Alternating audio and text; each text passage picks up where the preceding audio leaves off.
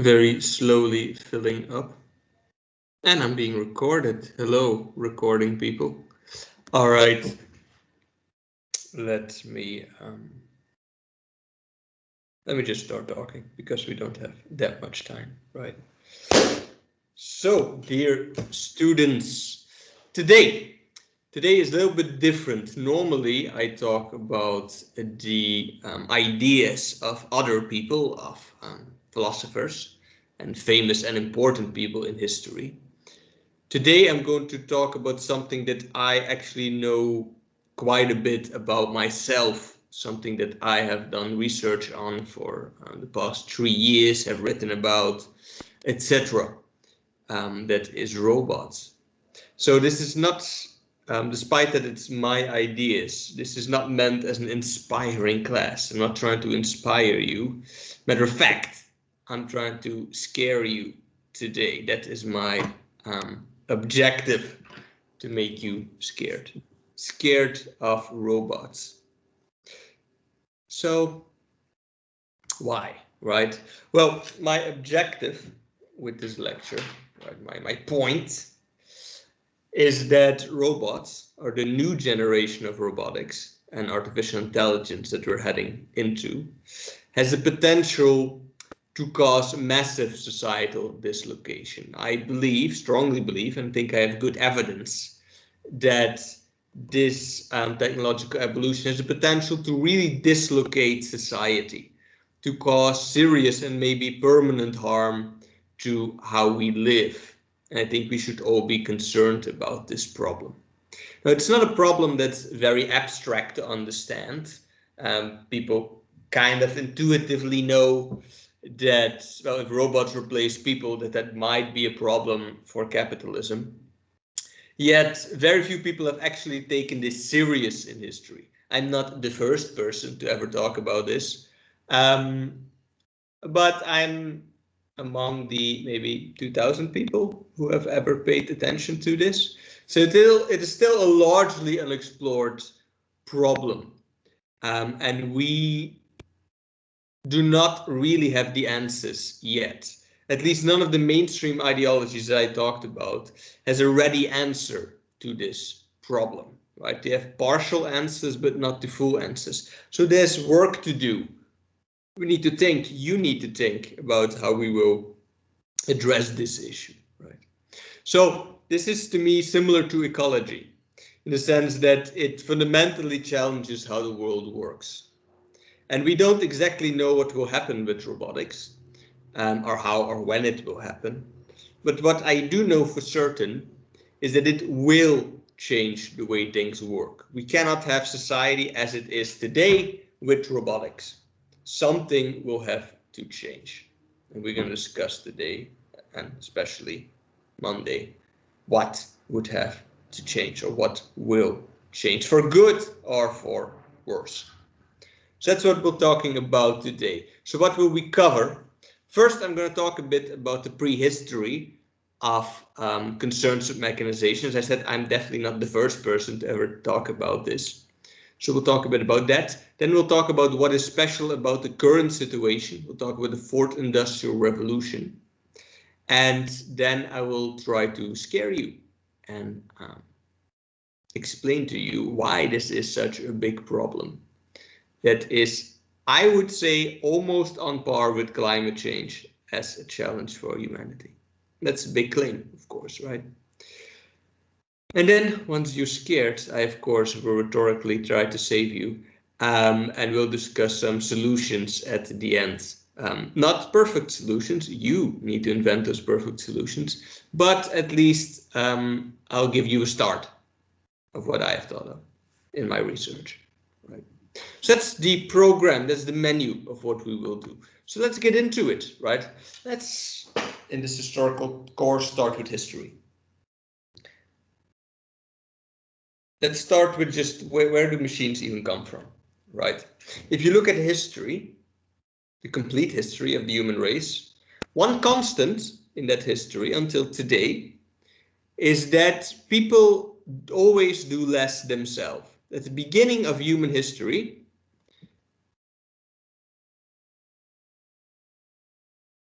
Okay.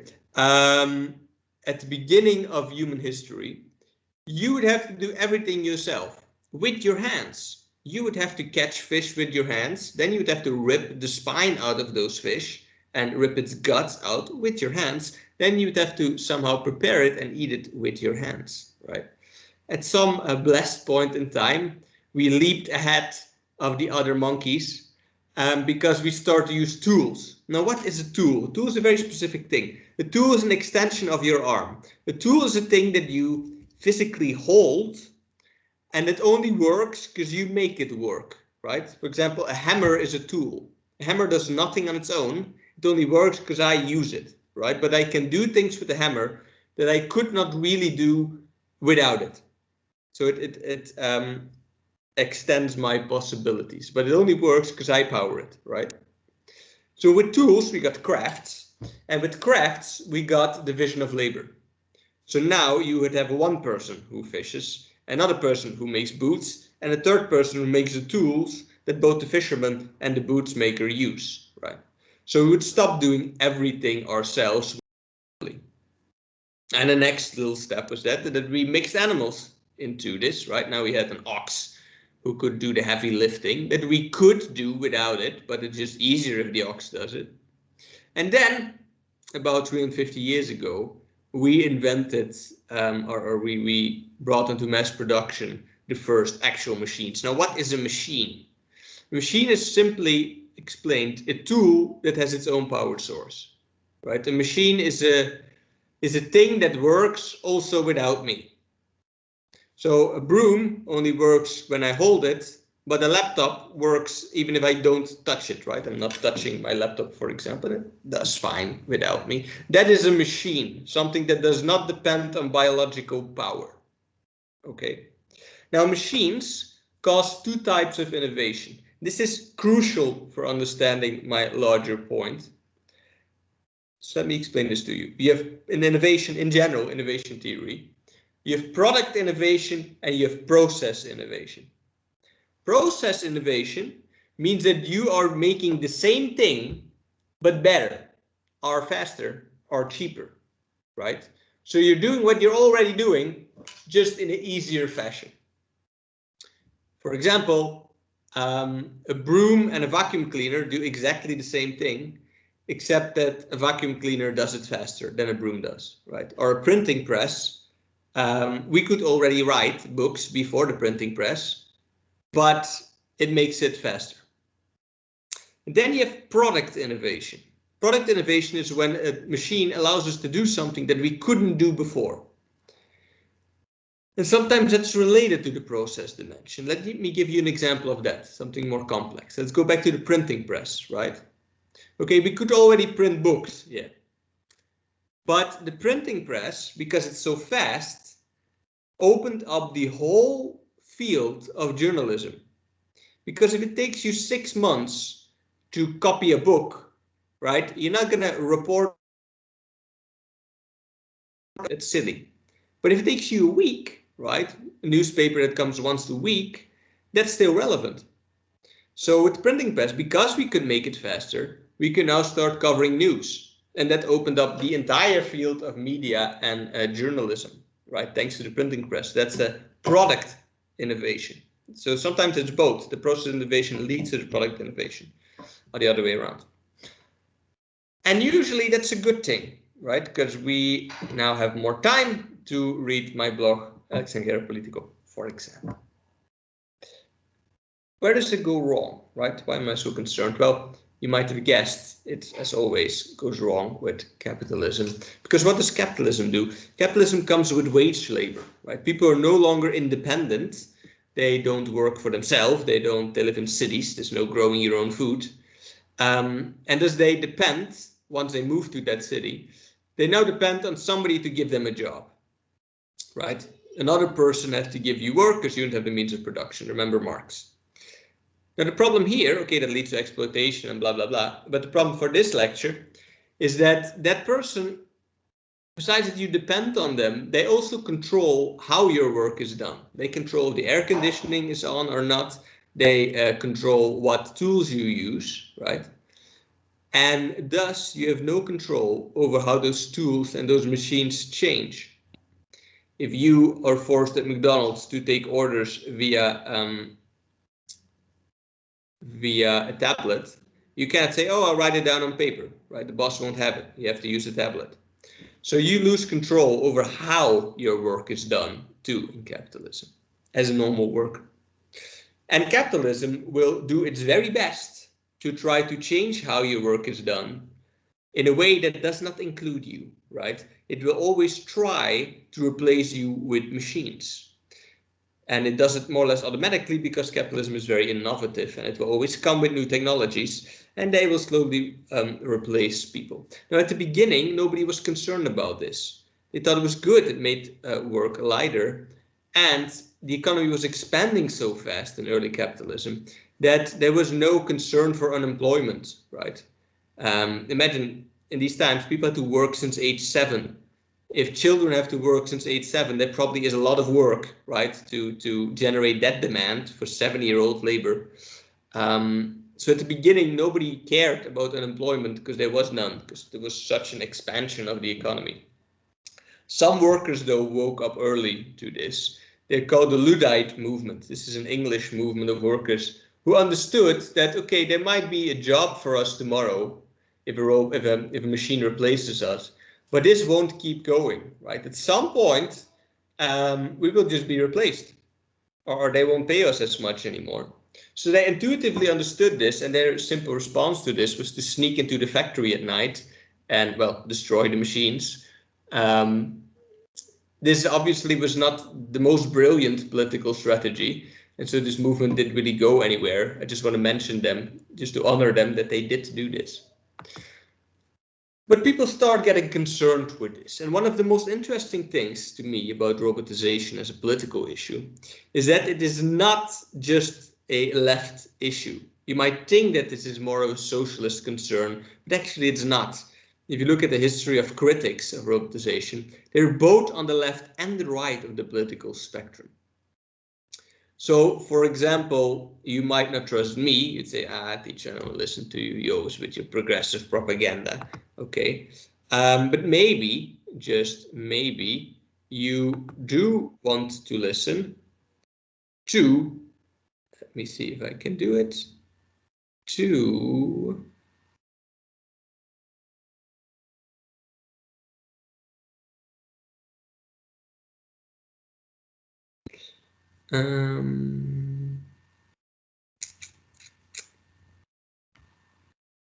you might want to listen. See, I interrupt my own rhetorical from here. You see this?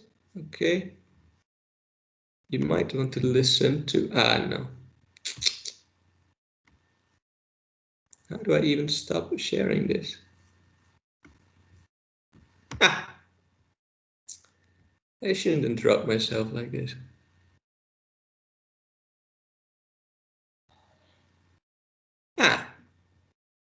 To this guy. You remember this guy, right? If you don't like me, you probably like him. Todo el mundo debido a la automatización y a la robotización. Es decir, las máquinas están sustituyendo a las personas y millones están perdiendo su trabajo. Déjenme ponerles un ejemplo muy concreto. Esta misma semana, Uber hizo un pedido de 24,000 vehículos autónomos a Volvo. Vehículos que ya no requieren un chofer. Y esto no es ciencia ficción. Métanse a YouTube y vean los Ubers. Anyway, enough of that man. As you can see, it's not just people on the left, right? You also have respectable people who come from a good family, that are well prepared, and all the other things conservatives say, like Ricardo Anaya, who are concerned about that. But Ricardo Anaya is not the only Ricardo that is concerned about this. We also have David Ricardo, a much more important figure in history, who's concerned about this. David Ricardo is one of the people who came after Adam Smith. So he's a capitalist economist, yet he also wrote a bit about machines. I'm not going to explain his whole theory because we don't have that kind of time. But in short, he says, look, capitalists, they're not trying to grow the economy. They're trying to make profit, right? A capitalist does not want to grow his company. He wants to grow his bank account. So if he can make more money without growing his company, he will do that. So if there's a competition between man or machine, capitalists will normally take the machine. So with every new investment, right, there'll be less jobs. And thus labor will grow, but at an ever diminishing rate. And that's not a problem for the next maybe 100 years, but at some point it will become a problem, he says. And maybe we are in the times that it is a point. So Ricardo, a capitalist, is concerned about this. And at the very other end of the political spectrum, we have my man Marx, who, of course, because he's a genius, also was concerned about this. But he has a slightly different theory. This comes in his theory of the Industrial Reserve Army. So Marx starts from the same observation as Ricardo, right? He says, look, with every new investment, yes, there will be more jobs, but there will be less jobs per investment. So if we built a car factory 40 years ago, an average car factory would employ 200,000 people. Today, or let's say 10 years ago, a new car factory would employ 20,000 people. In 10 years, a car factory might employ 2,000 people. So per new investment, yes, you have more jobs, but you always have less jobs per investment, right? You need a lot more investments to create the same point of jobs. So at some point, Marx says, we will create a relative overpopulation. What is that? An absolute overpopulation is when there's not enough food for the people. A relative overpopulation is when we do have enough production, but we don't have enough money to buy those things, right? We don't have enough, or we have enough money, but the people don't have it. There's not enough jobs for everybody. And this relative overpopulation, you're going to get a certain amount of people who Marx calls an industrial reserve army. They're a pool of laborers that are barely surviving, that only work some days a week or that live off charity, etc. And they kind of swarm around the factory hoping for an opportunity to get in. Now you must imagine this very physically, right? Imagine this mass of hungry people waiting around the factory gate for an opportunity to work. Marx is very smart here. He observes that this is bad for everybody. Because if you're inside a factory, right, you cannot ask for a raise, ever. Because if you go to your boss to talk about things, he'll just fire you instantly and replace you with one of those 100 hungry people outside, right? So the higher the unemployment is, the lower the wages are going to be, Marx understood. And so he formulates his first law of capital accumulation, which says the greater the volume of the means of production which society possesses, and the greater its productive power, in other words, the more machines we have, the more precarious are the conditions of existence of the working class. Because machines put pressure on wages. But Marx didn't really develop this theory. This is just like 10 pages out of thousands of pages he wrote, because he didn't think it would come that far. He thought, well, communism is coming, right? So we'll have communism, that will just solve everything. We'll never get to that point. But we did, right? Marx did not really understand how history was going to go. So he was not that concerned about it either, because he thought that capitalism was going to end in the next 20 years.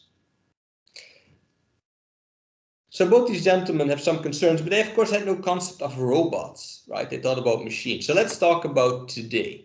Let's talk about the fourth industrial revolution. Not the fourth transformation of public life, but the fourth industrial revolution, which, as you might guess, includes that there are 3 other industrial revolutions, right? Oh, by the way, I did not make this word up. This comes from the World Economic Forum of 2016. That's where they coined the word fourth industrial revolution. So let's go to the other revolutions to help you understand this. Do you hear me clearly, by the way? Because I'm being very animated, but I don't know if it comes across. Okay. The first industrial revolution, around 1790, is the, a bit earlier maybe, is, well, the engine is the steam engine. It's just the very principle of machines. So with that, you get first modern industry with the steam engine. Then early 20th century, the second industrial revolution. This comes with electricity and other things like advanced chemistry, etc., plastics. But what this basically does, right, is it allows for continuous production because you have lights, so you could have people working at night, for example. You have assembly lines. So you have factories that work 24/7 now, the second industrial revolution. In the third industrial revolution, that's the one of the 90s, this is basically computers and the internet, right? It's ICT and some very early automatic production, but not intelligent automatic production, just pre-programmed things that just move around. And then in the fourth industrial revolution, well, you have robotics, you have smart automatic production. So what, dear students, is a robot? There's different definitions of this and none is perfect, right? I'm going to give you mine because I'm not a total idiot when talking about this. I worked, for example, for Nivelion 4.0, which is the Nivelion network. It is supposed to guide this fourth industrial revolution, right? I worked for them for 2 years doing research. So my understanding of robots is that robots are technologies that do two things. One, they replace specific human functions. A lot of machines replace us, but not in any particular human function, right? For example, a tractor is able to pull things, and yes, we're able to pull things too, but so is a donkey, right? There's nothing human about pulling things. So what do robots and artificial intelligence do? They do things that are really human, things like talking, things like analyzing, things like driving, things like building, right? These are human capacities that these new technologies are going after. They're not designed to do a specific function. They're designed from the ground up into mimicking us, right? That's what the production process is of these technologies. They start with us and then they see how they can replace us. They don't start with a specific task anymore. So it's about replacing you. Second, it's about replacing you with a certain degree of autonomy. Robots are not tools. You don't use, a true robot is not something you use. It's something that you command maybe, but you don't use it. It's not an extension of your arm. A remote control drone is not a robot, right? For it to be a robot, the drone needs to fly on its own. Semi-autonomous, right? You still instruct it, but it's an autonomous means of production in a sense, or semi-autonomous means of production, right? So how do you do that, right? Things that replace human capacities semi-autonomously, that, in my definition, is a robot. How do you do that? Well, with artificial intelligence, right? This is fastly developing. It's truly scary how far this field is, which allows it to do more creative tasks, things like talking, things like selling, for example, or analyzing. It also comes with a thing called the Internet of Things. I don't know if you heard of that. The Internet of Things is, so in the past, all ICT technology was designed with a human interface, right? Your laptop is made for you to use it. Nowadays, more and more technologies are designed to communicate with each other. So for example, in Amazon, the future of Amazon will be that you order something, the computer is going to directly tell a robot to get that thing. The robot is going to get that thing. The robot is going to take it to the truck. It's going to tell the truck to open, and the truck is going to know when it's full, and then it's going to start driving on its own. And there's no people involved. That's because these computers can talk to each other, right? And it also comes with advances in robotics, just in the motorics of it, right? Of how robots can move and grab things and see in their sensors.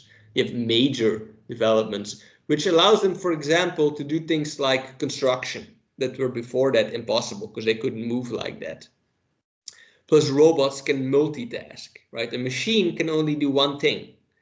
If you have a machine that makes orange juice, you cannot put tobacco in it and hope that cigarettes would come out, right? It will explode. But robots could be programmed to multitask and thus, for example, build. And lastly, all of this is only happening because it is economically viable to make robots, because robots got that cheap. And this is the saddest part of all. This happens basically because some of the raw materials, like tin, that are used in robots are getting very cheap because of poverty in Southeast Asia, because of children working in mines. We can now finally produce robots at such a low cost that they are competitive with people. So once again, just like with Marx, the poor are kind of digging their own grave by participating in this economy. So we're talking about drones, advanced robotics, 3D printing, cloud computing, IA, etc. Right? This is the fourth industrial revolution. Oh, I still have some time left. Let me take a breath and look at what Susanna wrote.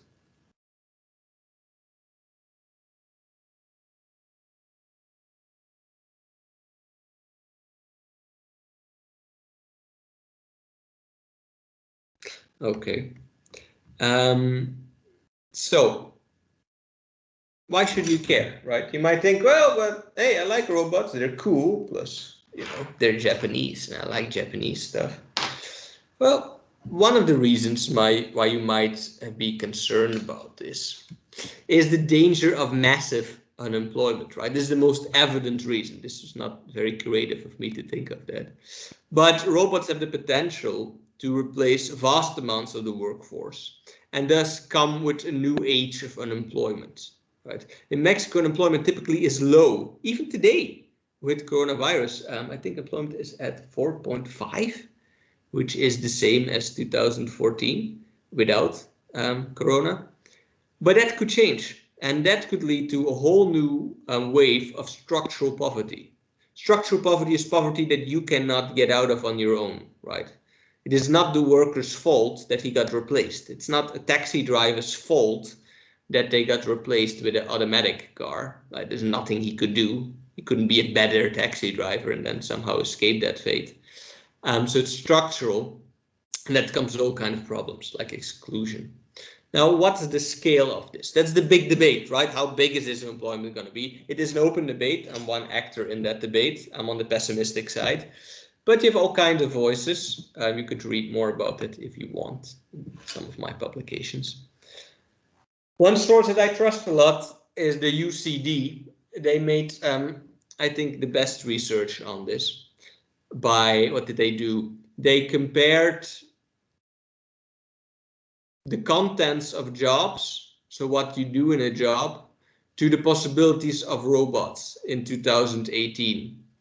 And they saw where they overlapped, right? And through this estimation, they came to the conclusion that the median job, so a job that most people have on Earth, this is global, has a 48% chance of being automatized. So of most jobs, let's say differently, about half the jobs have a chance of being replaced. Another way of saying this is that 14% of jobs have a very high risk of being replaced, over 70%, and 32% have a high risk of being replaced. So this is substantial, right? This is kind of the maximum contour of this. Right, this is, let's say, how far it could go with 2018 technology. This is already outdated, right? It's already higher than these numbers. But that's how much it, like a maximum could be. Doesn't mean we actually replace all those people, right? But we do have some concerning facts surrounding that. So we don't have specific data for Mexico, but we do know that Mexico shares all risk factors, low education, previous administrations focusing on drawing in investment due to low skill labor that's easy to replace, right? A lot of manufacturing, not completely. We have a diverse economy, but we're definitely not on the good end either, right? We're not Sweden. And I do have some actual facts to share with you about the future here, because I don't just make this stuff up. I'm a serious guy. Boston Consulting Group did a survey of Mexican companies about robotization, and they found that just over half of the companies has the concrete plan of having an absolute reduction in the number of employees in the next 5 years thanks to robots. Let me repeat that. Over half the companies is going to already knows they will have less people in total than they have now thanks to robots. So an absolute reduction. That doesn't mean that, oh, I replace these jobs here, but I create them there. No, in total, less people on the payroll in total in the next 5 years. That's very concerning. Again, we don't know how much less people they will have. Is it going to be 10, 14, or 32%? But there's something coming, right? And this is a lot broader than you think. So you might think this just replaces factory jobs, right? But actually, that's not even the biggest risk, because real factory jobs, like car factory jobs, are already robotized for the most part, right? They went from literally 200,000 to 20,000 jobs over 30 years time span in car factories. So there's not that much to lose there anymore. Really, what's in danger is construction sector, which is super important, and a lot of service jobs, right?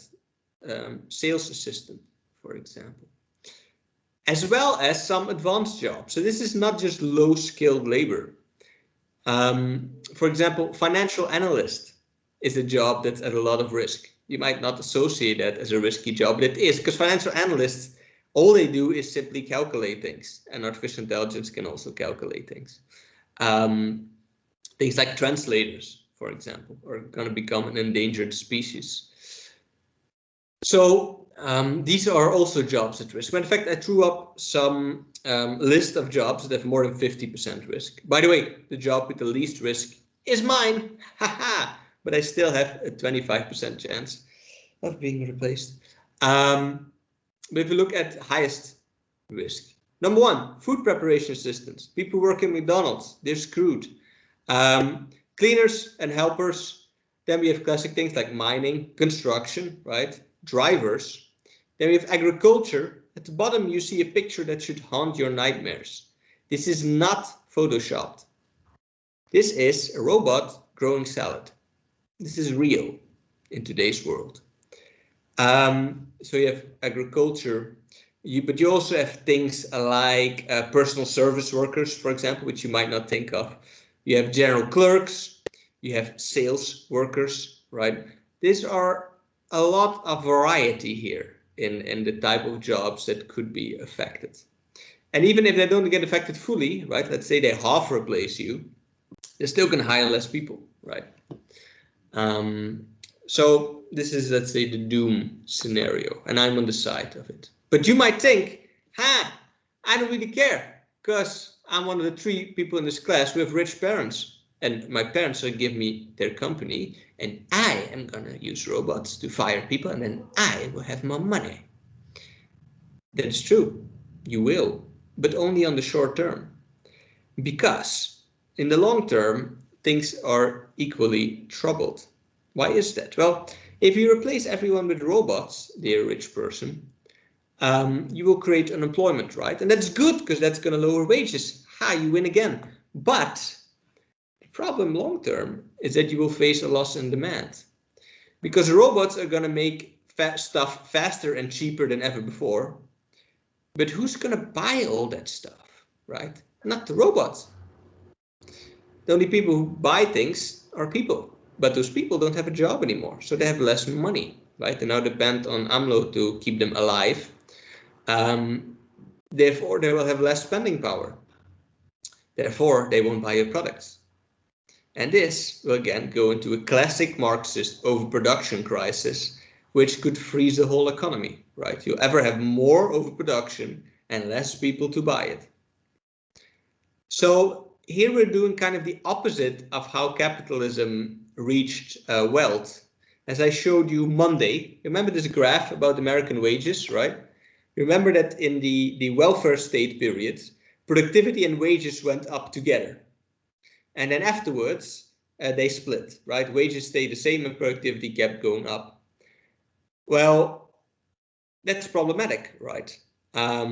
because in the earlier age, what capitalists would do is they would pay people in 60s, 50s and 60s. They would pay people a lot, right? Ford, for example, was a pioneer in this. He would pay workers a lot so they could actually buy a car, right? There's no point in producing cars if nobody can afford cars. So you have to pay your own workers sufficiently so they can actually buy the product and you have demand. If you pay them less and less and less, that's good for you in the short term. But in a bigger picture, you're undermining your whole business model. And normally in Mexico, we have been doing that for decades without consequences because we sell things to other countries, right? So it doesn't matter if Mexicans are poor because you don't intend on selling to those nacos anyway, right? You sell to respectable white people, as the Malinchista entrepreneurial thing. That doesn't work with robots because robots are everywhere, right? This is happening in all countries at the same time. So that's not a solution. Now, a lot of capitalists know this.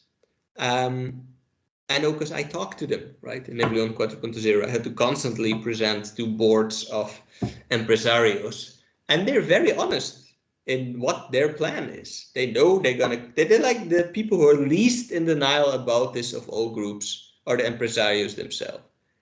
Because they know the Excel sheet. They made it. They know what they're about to do.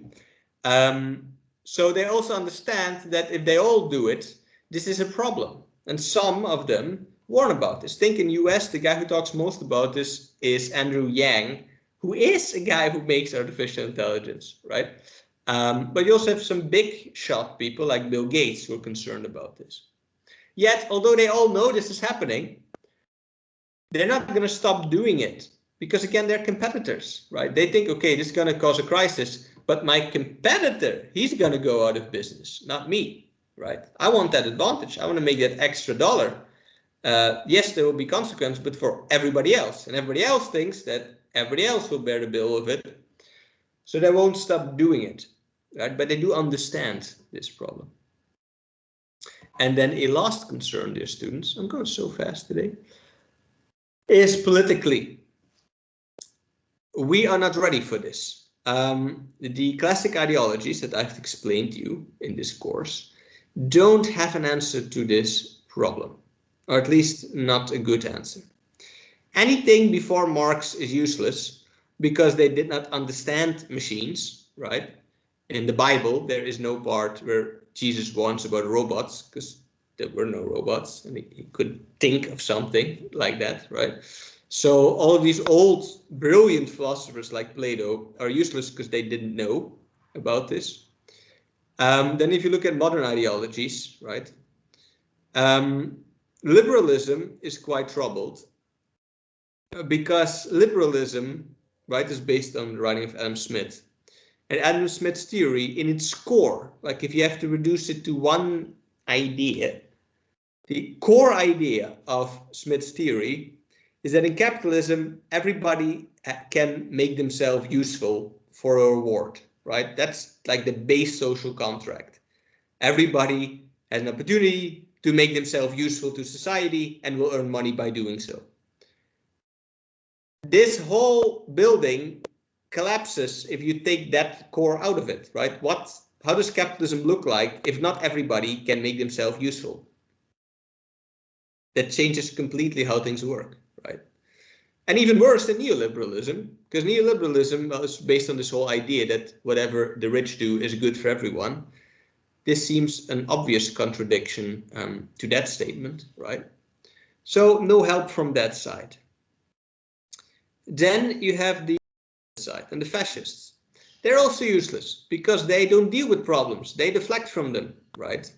They could deal with problems. They have the ability to do so, but they typically won't bother. They'll just blame someone else like Hitler did. So you see this with Trump, right? There was problems with employment and low wages in the US, which was caused by robots, but he just blamed it on you guys, right? He said, no, it's the Mexicans. They're taking your jobs. Well, really, robots were taking your jobs. So they're just going to ignore this problem. Then we are with socialists. Socialists do have answers to this. They have some small answers to it. No complete answers. But people like me, right? Write plans, and I try to pitch them. Literally, in the last year, I've been trying to lobby my plans to various candidates for the governorship on the left, but they all quit. Every time I convince one, they somehow quit the race. So it's been a very frustrating process. But anyway, that's not your problem. So there's some ideas floating around on the socialist side, but they're still troubled by robotization, because robotization is actually an existential threat to socialism, because socialism depends on the power of workers. But for example, you cannot strike if you don't have a job in the first place, right? If you just strike from your domestic shores, nobody cares. So the whole movement is endangered by robots still. And they don't also have perfect solution. Svea is giving an example. I'm gonna, next Monday, I'll spend the whole class talking about solutions to this. And some of them are ones that I'm trying, there's one in particular that I'm trying to push heavily on, because all the others are federal. But like there's one in particular that I'm trying to pitch to Clara Luz, I think is the one next on my list. So they're all troubled. The only ideology that is not really troubled by this is communism, because in communism you have no private property. So this works completely different, right? It's completely different if either the workers or the government own the machines. That's, you know, that still has all kind of troubles psychologically and philosophically, but economically this is much less of a problem than it is in any other type of economy. But again, that doesn't help us, because the Communist Party in Mexico is like 400 people at UNAM, so they're not going to win any of the next elections. So we still are in trouble, right? And plus, it erodes democracy also, because it will concentrate power, right? In many different ways. It will concentrate economic power. It will create more inequality. That is very obvious, because you have to share the profit with less people. And you also concentrate other type of power, right? Just imagine narcos with drones, right? Normally, if you want somebody to get killed, you still need to convince another human being to do the killing. But with robots, this works a bit different, right? Anyway, that's more science fiction-y. But still, there's a kind of deadline to this. At one point, the elite will have so much power, you can't really undo this anymore, or society will just collapse. And we want to avoid that. So you, dear students, need to think about solutions. Next time, I'll present you some of my answers to this. But for now, I leave you in this nightmarish state for you to think about all weekend. All right. Do you have any questions? Or maybe you want to contest any of this?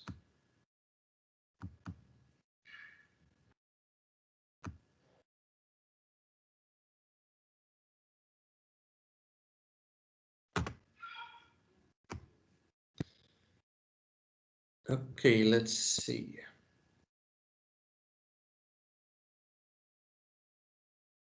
Okay, drones with bombs.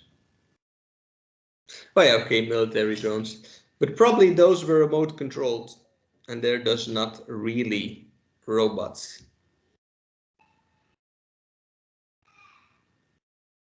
Well, yeah, but robots won't be cute, and robots won't have faces, right? They look like arms, and you know, the whole idea of WALL-E is one giant trick of capitalism to make you think that robots are cute. That's why this movie exists.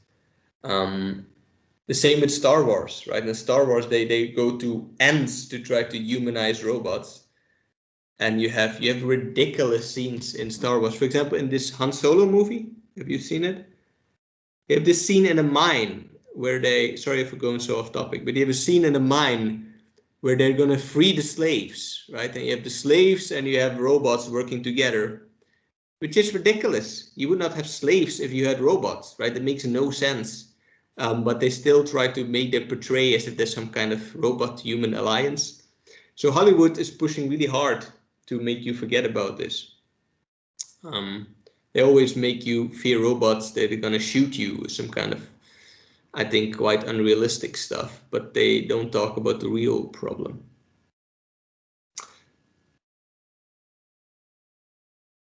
I've not watched Extinction.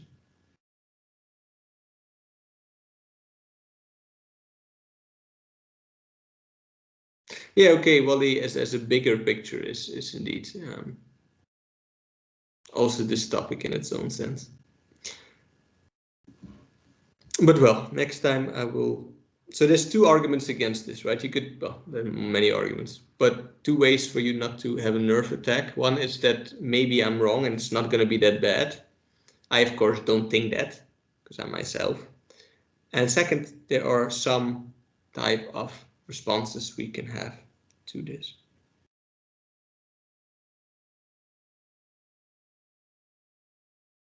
Reproduction could be replaced. What do you mean by that, Ms. Sophia?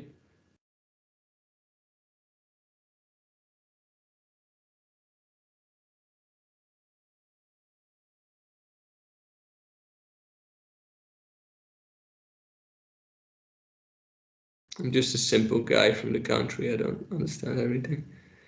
Huh? I don't know why you would do that. Like, if you could create humans, you could as well create robots instead. So no, I don't. No. I don't think that. I'm not on the side. I don't think robots can ever really be intelligent the way we are. But I don't think they need to be to replace us in the workplace. I think they already can in most things you could model. I don't think they need to literally become us or get biological powers. I don't think they can because they're fundamentally different things. But they don't need to be the same as us to replace us. Because at the end of the day, it's about economics, right? This is not some evil project to replace humanity. This is a consequence of capitalism. So no, I think they could make babies. Also, why would you do that? Why would you not have sex and like have robots? That's weird.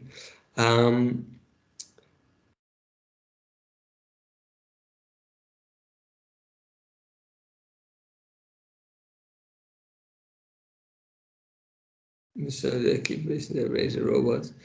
No, I don't. And I think this type of thinking is again a way of selling you robotics in some kind of fantasy, it's gonna be all right sense.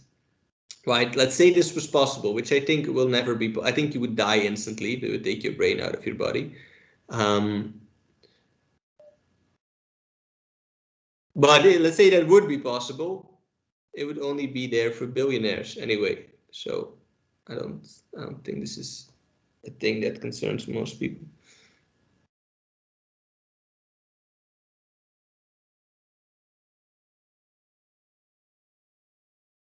I think they can place large part of your body though. That's a different thing. I don't think placing you in a robot is possible. I think placing a robot in you is a lot more possible.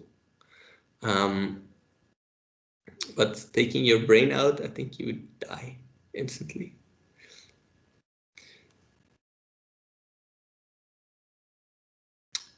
Okay, then I'm over my time. So let me take attendance. And let me have you go to your next class. All right, dear students, you're free to go.